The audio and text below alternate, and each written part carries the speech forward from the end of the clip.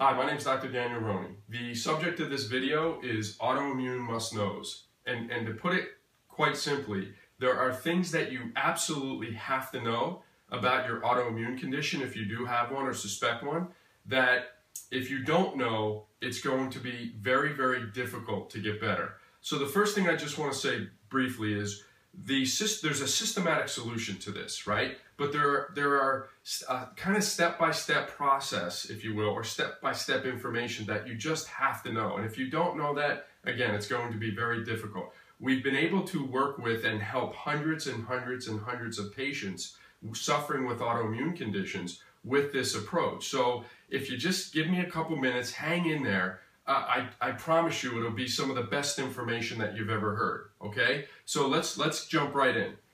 Absolutely can be controlled. What I mean by that is autoimmune conditions, think of them as a fire brewing in your body, right? That fire can either be an inferno or it can be a baby pilot light, right? Little bitty flame, okay? There are certain triggers, here they are here, right? Not specifically, triggers or causes, okay? So when we use the term causes, think triggers and or fuel to that fire. Okay, so there are certain things that you're doing every single day that are either causing that fire to be real high, or if you're not doing them, allowing the fire, if you will, to be lower. Okay, there's some other parts to this which I'll get into, but here's why some days, okay, and autoimmune sufferers, you know this, where you feel not so bad, and then other days you feel horrible. You kind of go in that big roller coaster, if you will. Well, did you ever wonder why some days aren't as bad? Okay, this is why. Okay, the conventional model plus I would even say a lot of other alternative healthcare models simply neglect these facts. And if the fuel to the fire is not taken away, the fire continues to stay high. And you know, some of you, if it's severe, every day's bad. And then some of you, if it's not as bad and they're being controlled somewhat unknowingly, you may go better days than bad days, okay? What I'm going to teach you is how to stay here, okay? We want the fire low. That's the biggest, visual that I want you to see, okay? I want you to understand. So, can be controlled. Here are the causes, okay? So, the fuel to the fire are things like things that you're eating, dietary proteins, okay? This thing called leaky gut or intestinal permeability is 100% part of your issue, okay? I would say that across the board. We've done this, again, hundreds and hundreds of patients. I've studied this at nauseum even, okay? The top immunologist in the world will say, expect leaky gut or intestinal permeability and expect your autoimmune patients to be fueling the fire with things that they're eating, okay? So I'll give you just a tidbit. Again, this is an introductory video. I'm going to also tell you where to get a ton more information in just a minute. But things like soy, dairy, gluten, and all grains in general. I explain it further later in other videos, and I'll direct you. But right now, just understand that the proteins in grains and the proteins in dairy and the proteins in processed soy are fuels to your fire, without question. So if you haven't already taken those out, right, take them out. It's going to help you. Some people it helps dramatically and some not as much.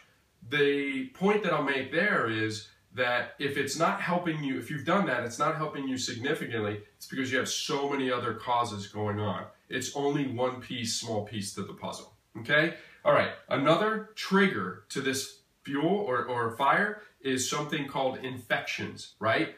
Most of you suffering with autoimmune conditions have infections that are causing the fire to burn high, okay? Infections include things like candida, that's the number one, or yeast overgrowth, okay? Parasites, bacterial infections. Also, acute or chronic viral infections are very, very common. Epstein-Barr, mono, cytomegaloria, things like that, okay? Another trigger is something called poor liver detoxification, right? So your liver's not detoxifying properly.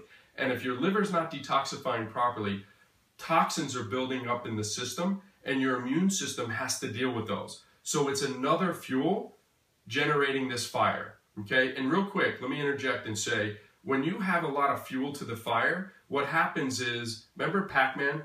Your Pac-Man go faster, meaning they attack your own tissue more aggressively. Okay? I'll explain that, just elaborate in just a second.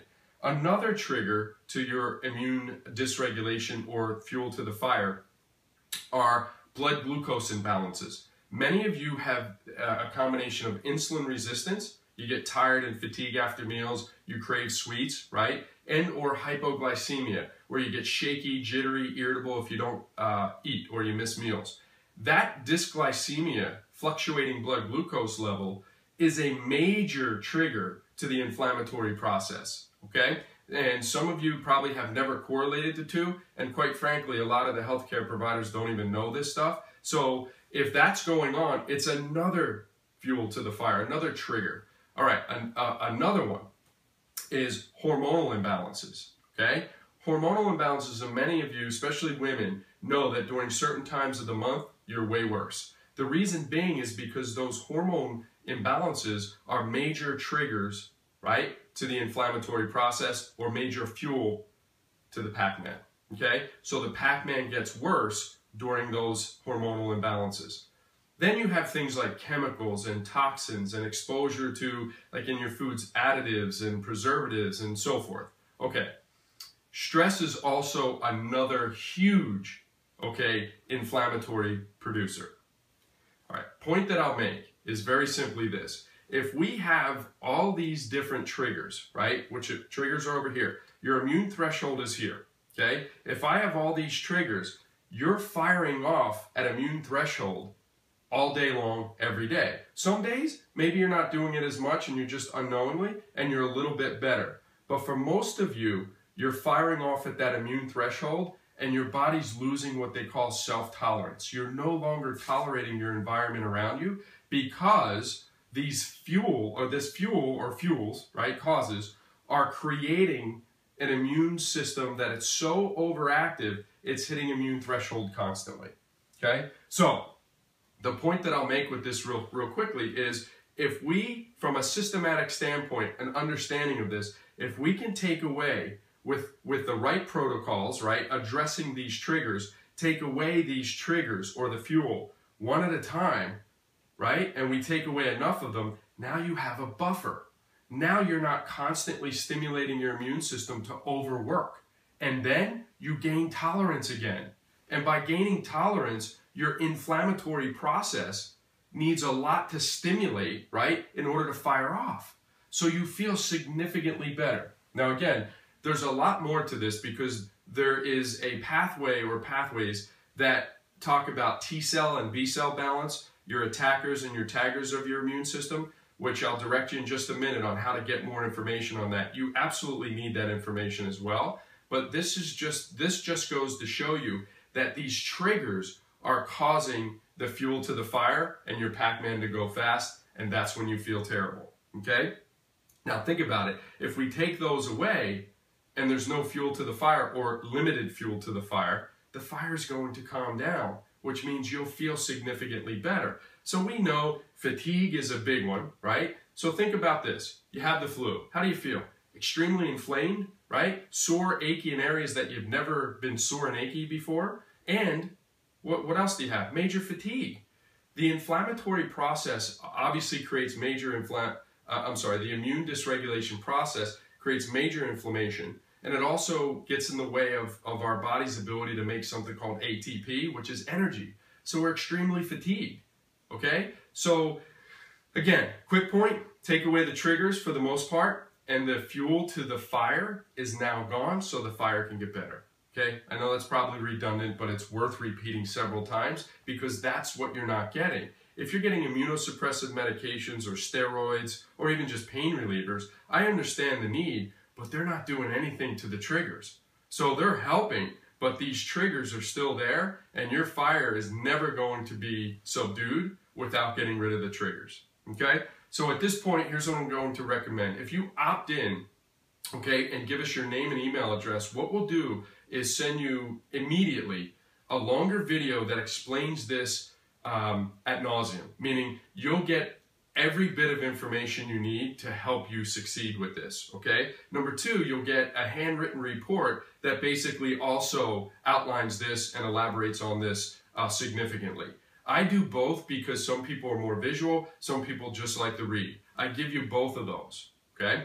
You need that information, okay? Bottom line, if you don't have it, you will continue to suffer, and I'm telling you that just based on just experience over experience over experience, okay? We've dealt with these conditions for a long, long time, and I've been able to help them significantly, okay? So opt in, get that information. If I can help you specifically, my job in a process when I help a patient is to systematically put all these pieces of the puzzle together, right, in a step-by-step format. A lot of you need that. You know all this stuff, right? My autoimmune patients really understand this well because they have to be their best advocate. They have to learn this stuff, okay? So a lot of you know this. You just don't know how to put all the pieces together, okay? One quick note. Autoimmunity, I should say, also creates a number of different other symptoms and issues. So if you think you just have an autoimmune condition, unfortunately, that is not the case. A lot of you have these digestive issues, liver dysfunction, infections. You have blood glucose imbalances, hormonal imbalances. Many of you have thyroid issues, adrenal issues, etc. So with autoimmunity, that's one part of it. And then with autoimmunity, a lot of other issues tend to develop, okay? Fibromyalgia is this in a nutshell as well, okay? So if I can help you in any way, please call. We'll help you, 714-241-9355. But either way, I do wish you the best.